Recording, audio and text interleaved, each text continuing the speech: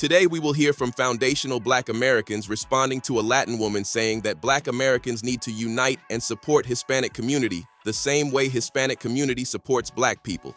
Check it out. You know, when Black Lives happened, a lot of Latinos were there supporting Black people. We were protesting with you guys. We were sharing information. And you know what happened? White people started saying all lives matter because they didn't see what was going on. They weren't seeing the bigger picture. And just because, yes, Black people have dealt with this, does not mean that it takes away from what's happening right now. Two things can be true at the same time. I don't really understand why some Black Americans are like above all of this and then trying to make it about yourself when this is not about you right now. It's been about you this whole time, but right now it's not about you. And this shouldn't even be a problem between us. We should be working together, not fighting against each other like some of you are in these comments. Right now, it's Latinos getting taken. Next thing is going to be Asians. They've already started deporting Asian people. It is not going to stop. And it's not going to stop, especially with this current president. Like I said, we should be working together, not against each other. We have a common enemy. So I'm going to need all the Mexicans report to the front. All you ones that's always in my comments talking about black and brown unity. Black and brown unity. Oh, where I'm from, black and brown is good unity. We're supposed to have each other backs. We're together. We're here for you guys. Such and such, so on and so forth. I'm going to need y'all to come here. Come here. And for all you copper-colored people that keep saying the same thing too, y'all want to stand out there and protect and defend these motherfuckers. Come here. I got something to show y'all. Bring y'all ass the fuck right here. I'm gonna need y'all to explain this. We all Mexican.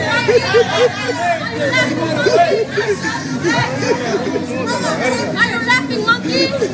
Are you laughing, monkey? Fucking slave.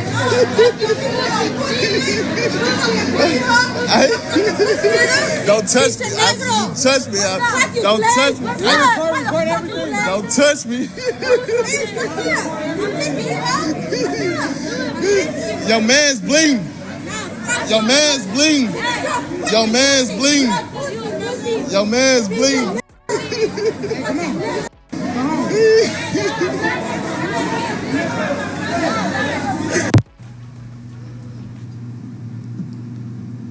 So black and brown what now? Y'all want us to do what now with y'all? Baby, y'all would not. Absolutely the fuck not see us out there. Yeah, y'all better pray. Y'all better pray that y'all figure out how to fuck survive against ICE out this bitch. Cause baby, what the fuck y'all really thought? See, and this is the thing. Y'all keep failing to realize there's social media.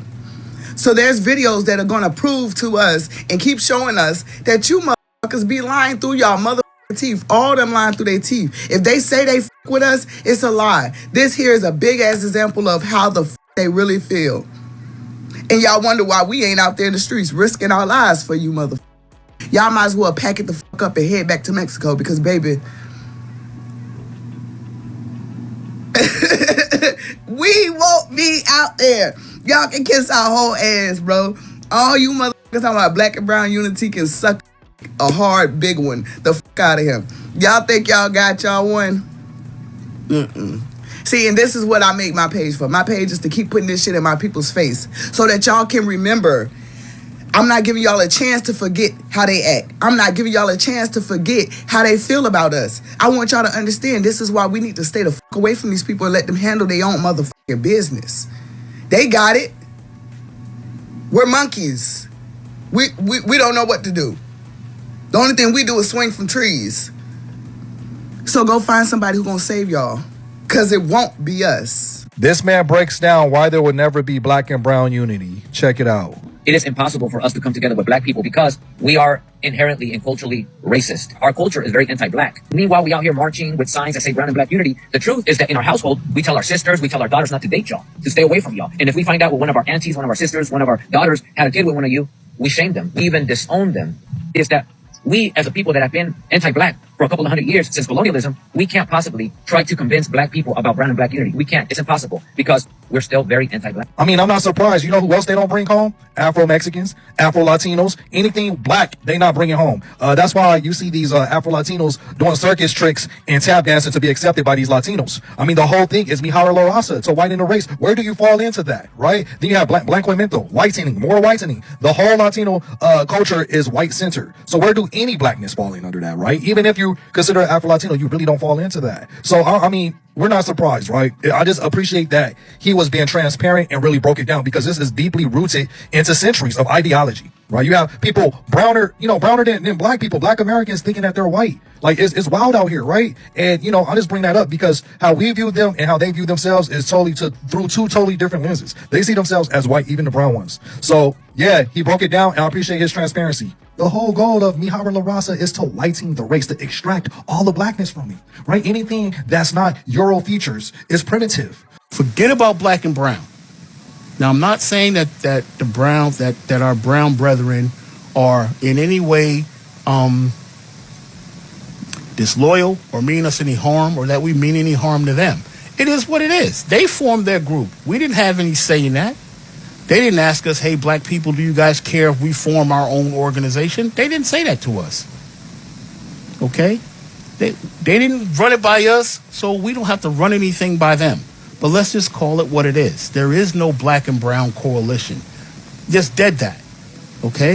And you say, wow, you feel some kind of way because we've been hearing that our whole life. But then you have to grow up. You have to be a man. Okay? When they fail to check their individuals that harm us, that's one of my biggest pet peeves. They failed to check these people. Nobody said a word when Trayvon Martin was killed. I didn't hear LULAC didn't put out no statements. We denounced George Zimmerman. No statements from them. No, don't count him among us. Our community looks down upon him. I didn't hear none of that. I don't hear that from them. They still don't. Okay? We always come to the rescue. Foundation Black Americans have always fought to help the underprivileged. We've always done that. We've done the most with the least for too long, and that day is done. It's time for tangible reparations for our people. Okay? Every time somebody asks the Hispanic community not to say the N-word, y'all get defensive, and start saying the N-word all throughout the comment section and things of that nature. But when somebody start talking about, calling, those people to get y'all removed, you know what I'm saying? Then it's all, you shouldn't say that. Two wrongs don't make a right. No, stop disrespecting black people. It's that fucking simple. I don't never see y'all getting mad and start yelling out saltine. I never seen it. I never see y'all get mad and yell an Asian slur. I never see y'all get mad and do anything other than yell the N-word. You know what I'm saying? And then y'all like to throw, I'm Afro-Latino. Bitch, no, you're not. You just saying F black people. Baby, you know what I'm saying? I seen the videos where the lady in the Dominican Republic was trying to get her baby a black doll, and the mama threw it on the floor and handed her a white doll. We know how y'all parents think. You know what I'm saying? So, no, y'all need to cut the crap. So, do Latinos align more with blacks or white people? So I seen a video of rapper Plies, and in the video, he was questioning Latinos, basically asking who they align with more. And I think this is a response to Jasmine Crockett's loss in Texas for Senate. And in all honesty, I think he's like a lot of people. Sometimes we fall victim because we read situations or people incorrectly.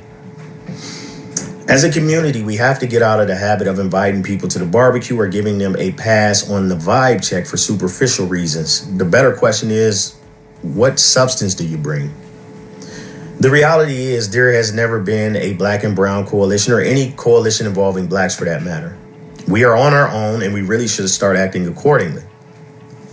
So whenever I see something like this, I try to find something that I've read over my years of reading. I'm still reading, but just stuff that I've read in the past that may give you a little bit of context, because history is a great teacher. And I found something, and I took this passage from a book called The Wage of Whiteness, which I'm going to read to you right now. And it reads, There was good reason, environmental and historical, not biological, for comparing African Americans and the Irish. The two groups often lived side by side in the teeming slums of American cities of the 1830s. They both did America's hard work, especially in domestic service and the transportation industry. Both groups were poor and often vilified. Both had experienced oppression and had been wrenched from a homeland. Many northern free blacks who lived alongside Irish Americans not only knew their families had been torn from Africa by the slave trade, but had also themselves experienced a profound loneliness mixed with joy that Frederick Douglass described as the result of escaping north from slavery, leaving loved ones behind. This longing thus characterized both the northern black and Irish American populations, and members of neither group were likely to return home again. For some time, there were strong signs that the Irish might not fully embrace white supremacy. In cities like Worcester and Philadelphia, blacks and Irish lived near each other without significant friction into the early 1830s. They often celebrated and socialized together, swapping musical traditions and dance steps, even as late as the immediate post-Civil War years. Love and sex between black men and Irish women were not uncommon. And in the 1834 anti-black, anti-abolitionist New York City riots, Irish militiamen helped to restore order. In 1842, 70,000 Irish in Ireland signed an anti-slavery address and petition which called for Irish Americans to cling by the abolitionists in seeking not just the end of slavery, but an end to racial discrimination as well. The address advised Irish men and Irish women, treat the colored people as your equal and as brethren. Now, my question to you is, when was the last time you seen an Irish man or an Irish woman for that matter? The reality is you don't know because you wouldn't be able to identify them because they are classified as white now. They identify as white also and receive racial preference accordingly.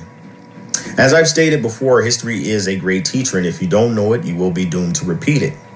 Now back to Latino. Latino, by and large, is usually any group south of America that isn't a majority black country.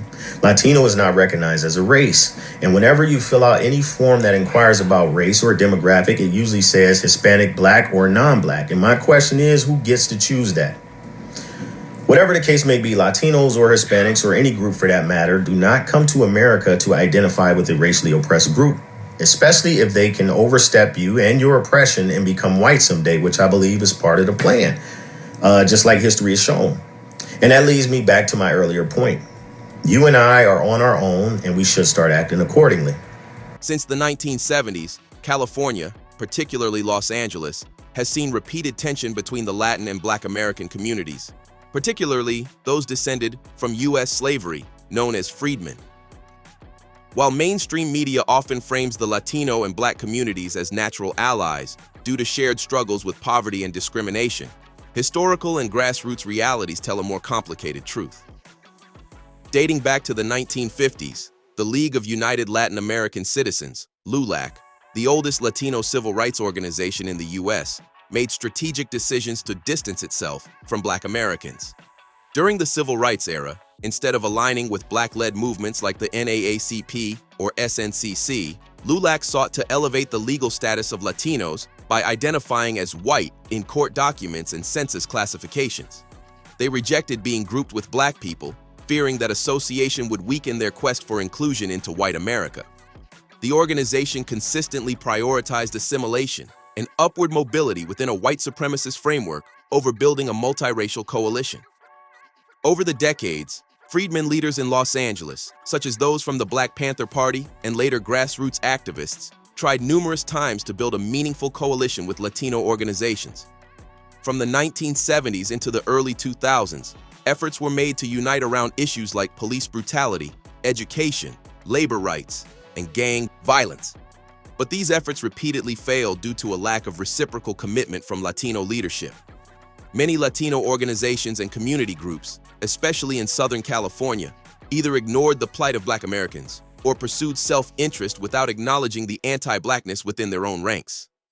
The political term Black and Brown Coalition was often used by Latino politicians and advocacy groups to secure support or funding, but rarely followed by actions that genuinely uplifted Black communities.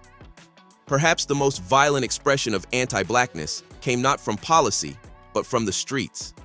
Beginning in the 1980s and escalating through the 1990s, Mexican gangs in Los Angeles, including Barrio 204, Florencia 13, and the notorious 18th Street Gang, carried out organized campaigns to terrorize and forcibly remove black families from historically black neighborhoods such as Watts, Compton, South Central, and Highland Park. These were not random gang conflicts. Federal and city investigations confirmed these were racially motivated hate crimes. Black residents were told they didn't belong, pew-pewette, for simply walking on the sidewalk, and sometimes unalived solely for being black in a now Latino majority area. This era saw the decline of black presence in certain areas where they had once been dominant. Many black families fled to the Inland Empire or out of state altogether, with little to no political or community pushback from Latino leaders on the violence. Racist attitudes weren't limited to gangs. Over decades, several Latino politicians in LA and California have expressed disdain for black communities.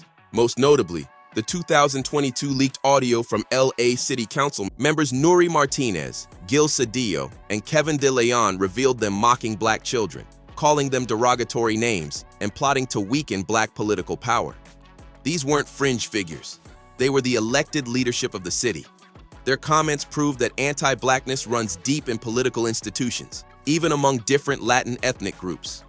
In the police ranks, many Latino officers adopted and enforced the same anti-black policies and culture long embedded in LAPD, disproportionately targeting black men with excessive force and racial profiling. These officers often displayed more loyalty to the blue wall than to any notion of black and brown solidarity.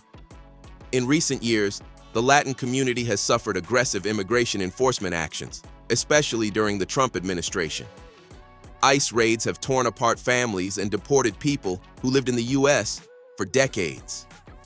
Many black observers have called this a form of karmic justice, not out of malice, but as a reminder that when Latin communities chose to align themselves with white supremacy, whether in the form of silence on black suffering, displacement through gentrification, or political disrespect, those same structures turned on them. Black Americans, especially freedmen, warned for decades that racism does not stop with them.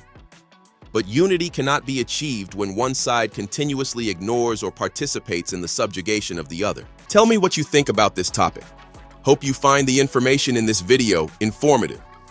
Feel free to like, subscribe, share, comment. Thanks for watching.